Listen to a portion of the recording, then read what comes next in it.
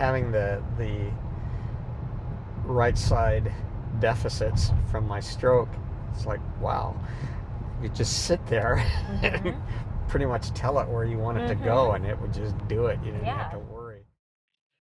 Tesla's full self-driving looks cool, but could it actually help someone adapting to life after a stroke? I'm taking my friend, a stroke survivor, on his first FSD ride, and you'll see why he's so impressed by this technology. Look at this. Oh, look at them trying to go around. Boy, this really can pick up and move. Yeah, that's why I feel so safe in it. Like that unprotected left-hand turn we took out of your neighborhood. Yeah. I would never have done that in my Prius or my Sprint. I'm too slow. No, I wouldn't have either. Yeah, which is why I feel like this is aggressive, but it's still safe because it's within the boundaries of what it's capable of doing. Interesting. Yeah. Now, are you kind of poised over? No, my feet are right here. Brakes and stuff? I can't see down there that. I'm just, my feet are just flat like yours. Oh my gosh. Yeah. So I could turn it off though and like take over if I feel like it's. How do you do that if you wanted to? I want to go into one of these stores. What would you so I would just tap on the brake and it'll turn it off. So I'll show you that now. So that sound just turned it off, and now I'm manual driving. Oh, as soon as you tap on the brake. Okay, interesting. And then I'm going to turn it back on. I just move this gear stalk down, and it makes that sound, and now I'm not driving. Another way to do it is to just nudge the steering wheel left or right, but I don't like to do that because I've done it going a little too fast, and you kind of just like, wiggle a little bit. Okay. So I feel like that's probably less safe than just tapping the brake.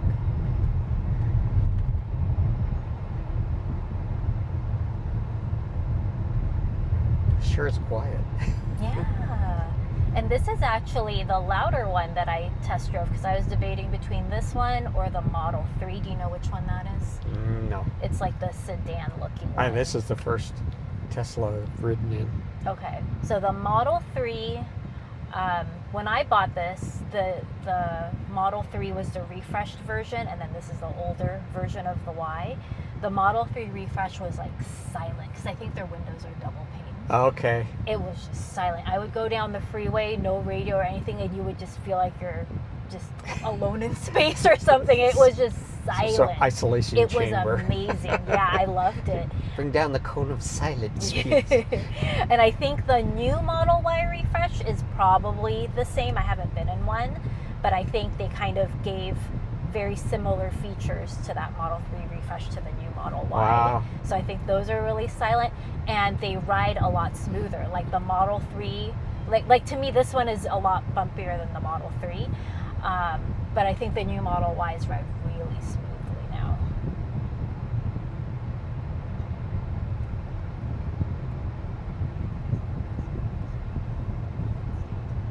Okay.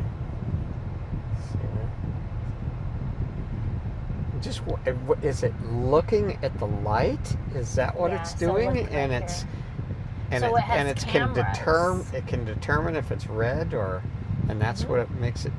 Just like human eyes. Wow. So it has 9 cameras, I believe. I think this is the 9th. So there's 8 external cameras, I think. I could be wrong. I can't remember. But there's cameras all sides, so it's just like having eyeballs on all sides.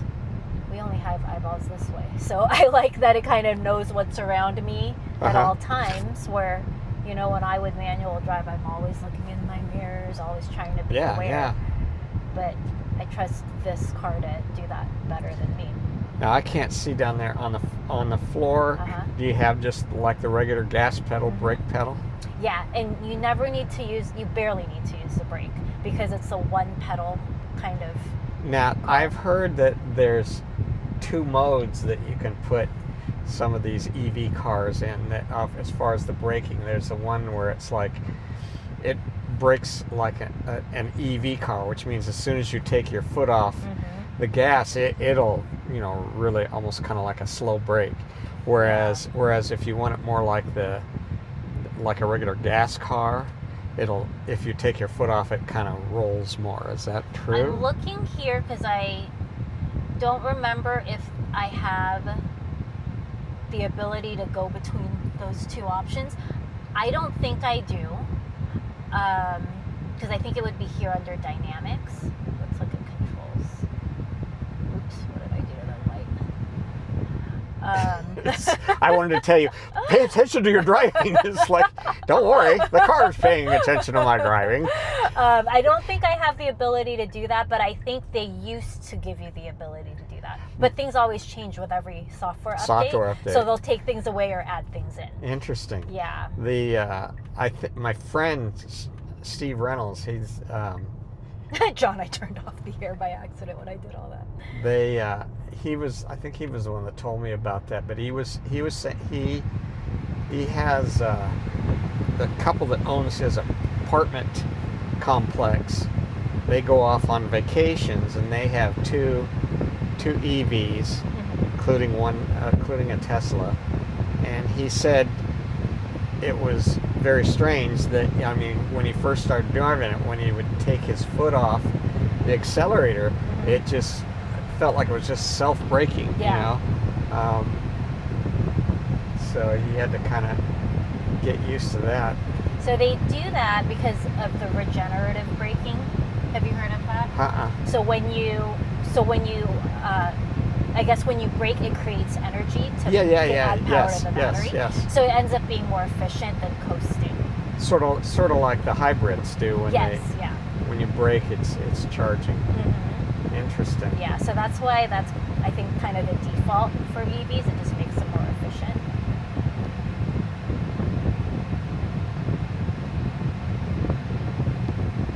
It's funny when I drive my Sprinter van now, I kind of drive it like a Tesla, just with the one pedal, and I'll just, I'll release my foot earlier, but I'll just coast to a stop. I'm not really used to using the brake as much. Oh my gosh. Okay, I'm curious now, as a person that had a stroke in 21 and have right side deficits, my little old Honda CR-V, I have a left foot accelerator. I have some adaptive equipment because I have to drive using the pedals with my left foot. Being all electronic, do you know of anything that, as far as, if somebody had some disabilities like me, since it's all electric, would it be much of a thing for them to kind of put something over on the left side so I could operate the things from the left side? No, I don't think it'll be any different because the pedals are the same. Yeah. It seemed like it would be easier on a Tesla than it would for a regular car. Well, you know what? I actually did want to share a video with you, but I was waiting until I took you on this drive first. But there's a guy on YouTube I found who is a paraplegic. Yes. Who drives a Tesla using FSD, and he does Uber. And he has his wheelchair sitting right here in the driver's seat. He just folds it up, puts it in there, and he drives with adaptive equipment with his hands. So he just does brake. I don't know what. I'm assuming this is brake on the left hand, and then I mean, you could do that. You can do that with regular cars. There was a guy when I was in OT school out of Loma Linda. There was a guy in the physical therapy course, and he was a paraplegic. He'd been in an accident when he was in college, and he drove a truck, and it was all hand controls. He operated, and he'd come up, he'd open his truck drawer, he'd pull out this lightweight wheelchair from behind him, dump it down, pop it open, and then heft himself out onto the wheelchair, which I thought was pretty fantastic. You can imagine if somebody was feeling sorry for themselves, having I'm a paraplegic now, my life is over and stuff, and here comes your physical therapist in a wheelchair too. It's amazing. Oh, I guess you can do things. And what year was that? 96 to 98. That's amazing. I guess I didn't realize adaptive technology for vehicles existed back then. Oh yeah, That they is so they cool. yeah they had that. Well, my little CRV, it's my trusty old 2004 CRV. I took it to a place in down near Mission Viejo, and it's just all mechanical, but they put it so there's an accelerator on my left foot, and when I push on that accelerator, it goes across on a rod and actually depresses the actual accelerator on the right side, and then I just operate the brake with my left foot. So as the well. brake is normal. Brake is not. Okay. The It's brake just is the still in the accelerator. middle, Yeah. but I have to use my left foot for everything. Yeah. But I'm just curious as to, like, it would probably, something like this would be an amazing thing for someone, well, like me, Yeah. that, I mean, every now and then I could, take control of it, especially if it had a left foot Yeah. accelerator. Yeah. But for the most part, I could just say, hey, take me up to the drugstore. I want to pick up my meds. Yeah, yeah. And what was cool about the YouTube guy that I found was, though he had the hand controls, Yes. he preferred FSD because, like, it gave his hands a break, because he Yeah. says this gets tiring. Yeah, So I just think I would it's imagine so it helpful. would. Yeah. And you know that they're going to have, so right now this is called full self-driving supervised, meaning I'm supervising the drive. Like, I have to sit here in the driver's seat legally and, pay attention. But they're coming out soon with unsupervised for the masses. So it exists right now with Robotaxi. Have you heard about that? I've heard of taxis showing up without anybody driving them. Was it the Tesla Robotaxi or No. Waymo? What is it? Waymo. Waymo. That's what I heard. So Waymo, they were kind of the first. I don't know if they're like the first, or if there's some little company I don't know about, but they're the first one to kind of bring that like driverless taxi idea to the masses. So they have Waymos, I think, in LA. They have them in San Francisco and just like other cities, and you see them because they have those like giant cameras, or they're not cameras, they're called LiDAR sensors on the outside. So they're all bulky and weird. They're not cameras like on the Tesla where the camera's all discreet. Discreet, yeah. Yeah. So they do have those Waymos, but the Waymos are geofenced to a certain area. So they're only programmed to work within cities where the car is familiar with it. They can't go on highways. There's a lot of limitations. So I think they work great. Apparently, I've never been in one, but they seem to work great for what they can do. But Tesla took their time to kind of roll this out so it would have less limitations and it could do more.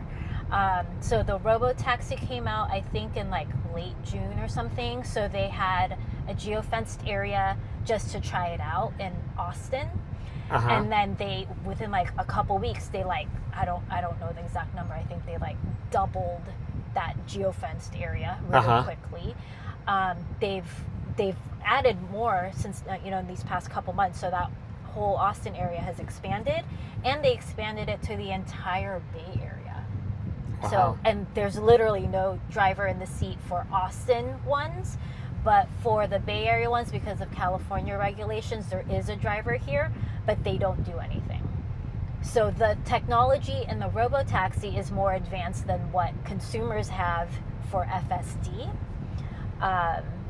So everything's just kind of moving towards making autonomy a little bit more available and more advanced. Interesting. And Tesla's able to do it faster than Waymo, just because they don't have the expensive LiDAR equipment.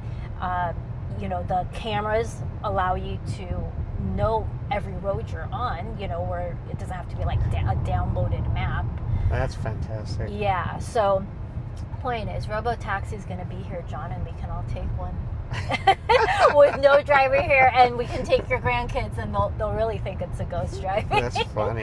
Yeah, so that's happening right now, and then the next step is to turn on all these vehicles that people own into unsupervised cars themselves. Tell me again, define unsupervised. No driver in the seat. No driver in the seat. Yeah, so maybe in like a year or so, I can sit in the back seat and excuse eat me. my Excuse food. me. I'm gonna go take a nap. Yeah, take a nap. Let me know when we're there. I mean, that is the goal. They say they want to make a car where you can like take a nap and just arrive at your destination. Oh my gosh. Or you could sit there and do computer work, read a book, just get some of your time back in your day. Oh my gosh. Yeah. That'd have been great when I was going to OT school in Loma Linda. I was driving an hour and a half each way. I could have used it to study more, you know? Yeah. It would be great. I think they're selling that thing again, That like the tower. What is that called? The water tower. Yeah, water tower. When did they last sell it? I don't know. I know it was, you know, you could rent it, you know, as a place to stay for a while.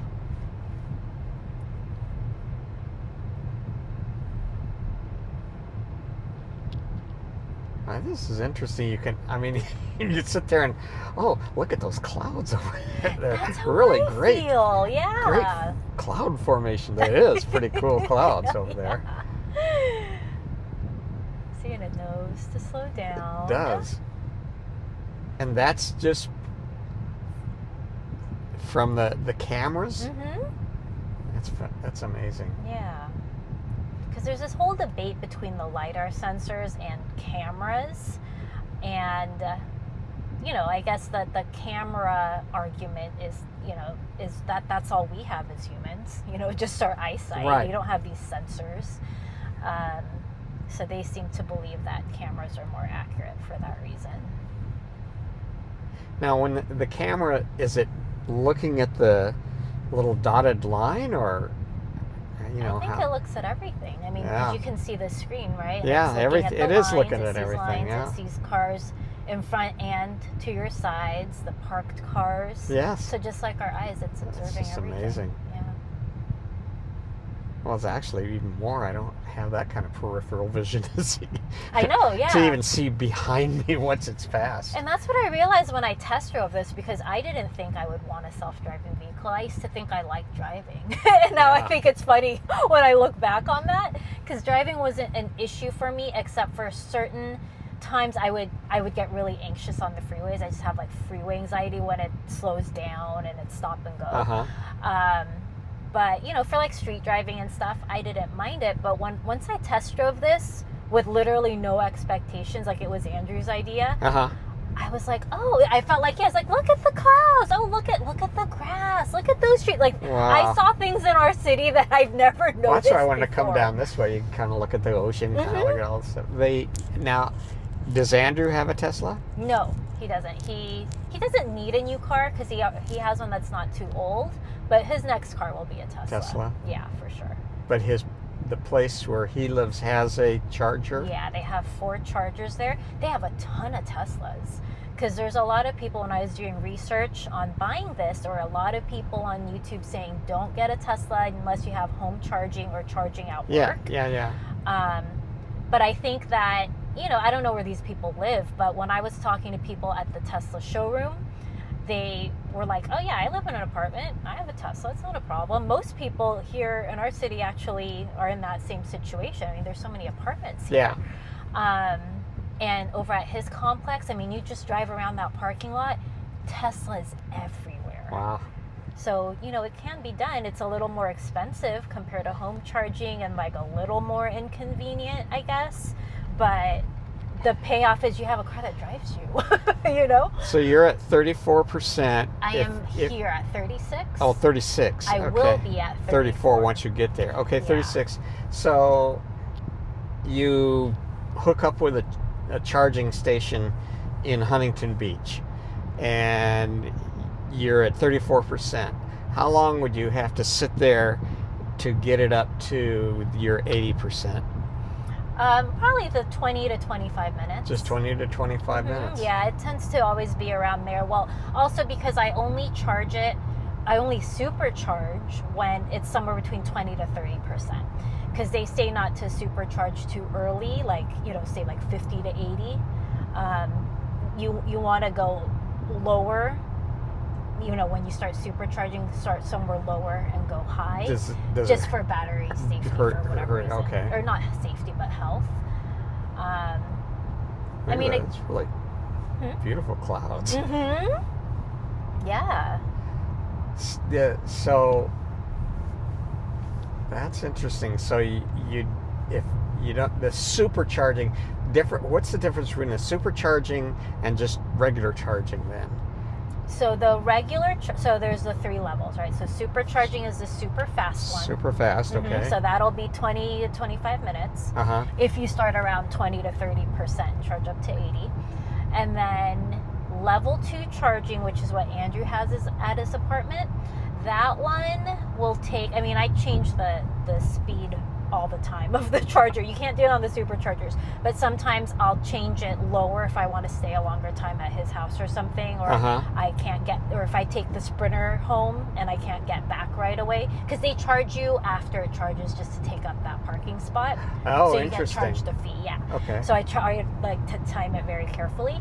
But I think if I had it charged at max speed and maybe it went from like 20 to 80, I'm going to guess probably 6 hours. So like a whole day. And that's a regular charger? That is level 2. Level 2. So not the Tesla supercharger. What's considered the charger you have at home that people put in their home? So the one the regular outlet without any modifications is level 1. That's the trickle charging. That gets you 2 to 3% per hour. But the one that you install is level 2. So if you installed, like the Tesla home charger, that would give you level 2 speeds like the one at Andrews. And they're really affordable too. I think online it's maybe $500 or something. I think you just have to have an electrician come out and install it. Yeah, you would. But I think it definitely saves you a lot of money. It'll make up for the cost pretty quickly. Yeah, that's the question I was going to ask you. So look how it's like braking pretty firmly. That's amazing. And here's the ocean. You can look out at the ocean and not worry about driving. Exactly. Well, how do you feel with how it's driving? How do you feel in the car? What do you mean? I feel safe. Do you feel safe? Yeah. Do you feel like this car is driving the way you would drive or the way Peggy would drive? Yeah, I in fact, still sitting here, I'm like, it takes me a little bit to go, okay, she's sitting behind the wheel, but she's not driving. And it's like there's, in my mind, I've got to go, oh, she's driving. Yeah. But it's not. It's doing it all itself. It's pretty amazing. Yeah. Do you think Lily would like the dog beach? Yes. She's not going to like the water. Oh, okay. She's not a fan of water. Yeah. But she'd like snooping around and she'd like the other dogs. Aww.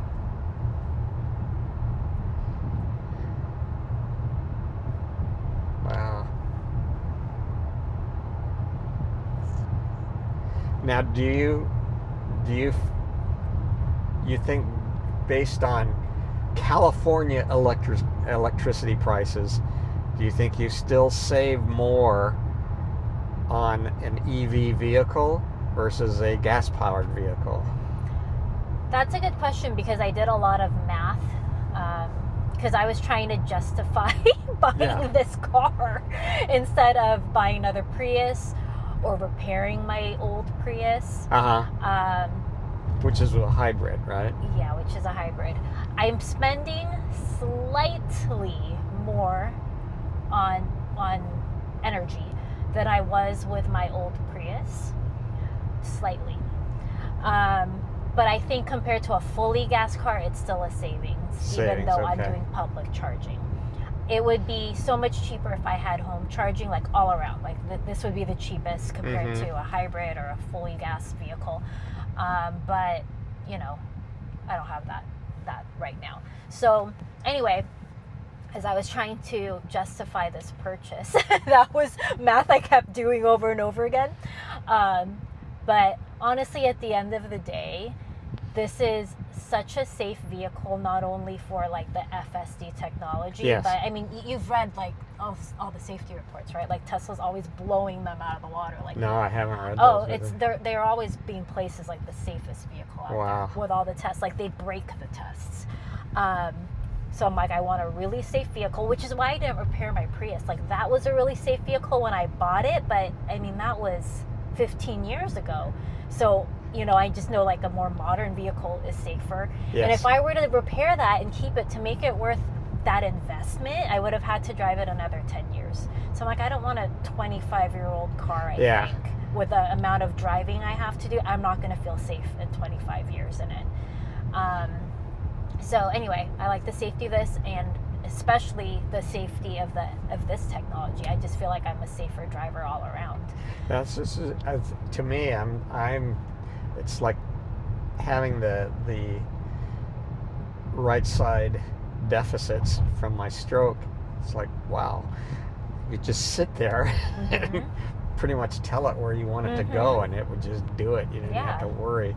It would just be a matter of if I needed to take over and do something, I would need to have some sort of left foot accelerator. And you would probably only need that for like a year, and then after that you really can just sit in the back seat or sit right there.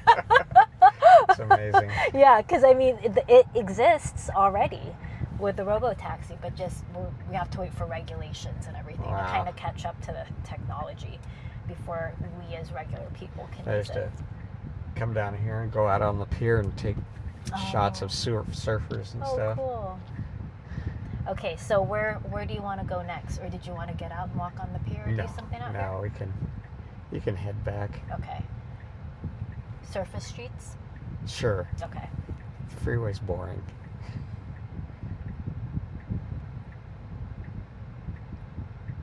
But you're not concerned, right? You're driving, you feel like the car is, you trust the car? Yeah. Now it's all in order to get the self-driving. It was just a matter of buying a software package.